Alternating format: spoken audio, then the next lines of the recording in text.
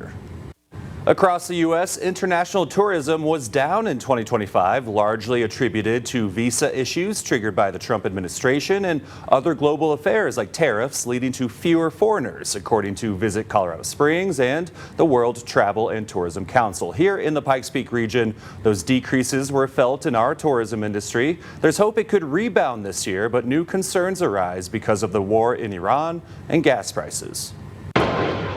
We were down 22% from our visitors from Canada into the United States. That has a ripple effect on everybody. That coupled with just political tension and the 6-week government shutdown that we had in the fall, for a city like Colorado Springs that depends a lot on government travel, had an impact. According to the World Travel and Tourism Council, international visitors to the U.S. dropped by 6% last year. The impacts felt by small Colorado hoteliers like Tori Giffen. We were expecting to have one of the best years ever last year, and we ended up being down about 15%. She's the owner of the Buffalo Bicycle Lodge near Manitou Springs and Garden of the Gods. She says recent bookings are more than 90% from the U.S., but she used to get up to 20% international. And now, a new wrinkle in travel optimism comes from the war in Iran.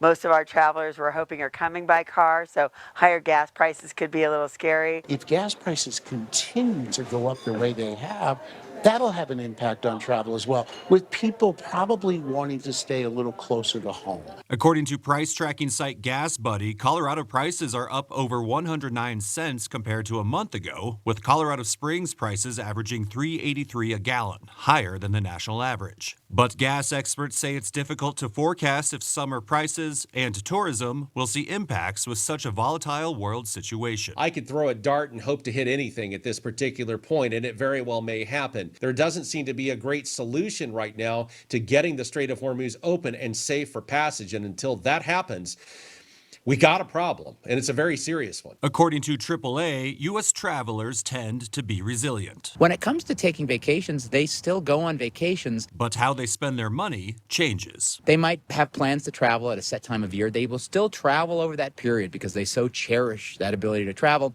They might spend less out to dinner. They might go on fewer excursions. They might go on cheaper excursions. They might pick a more budget-friendly hotel.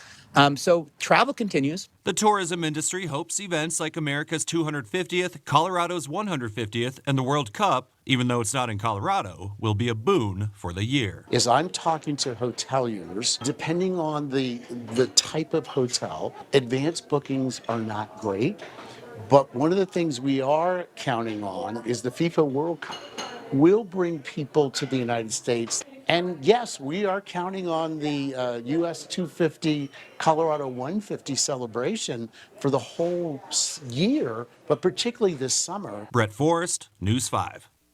And another concern for summer tourism shared with me by multiple people is how warm and dry our winter has been, translating to summer wildfire concerns that might further limit visitors.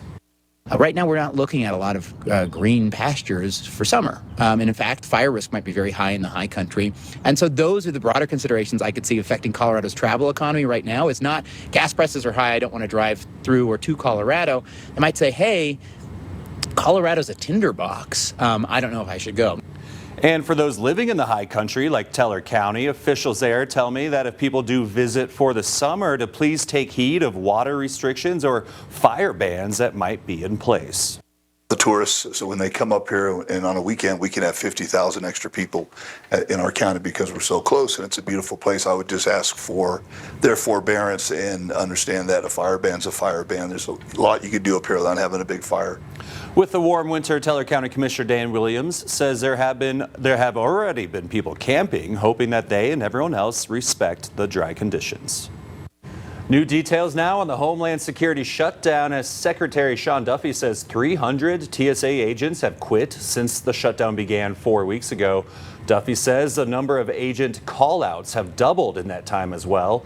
Already through this shutdown, agents have missed a partial and full payment as they work without pay until a funding deal is reached in Washington. Another vote failed the Senate by 9 votes on Thursday. DHS funding lapsed in mid-February with a political standoff over funding immigration enforcement.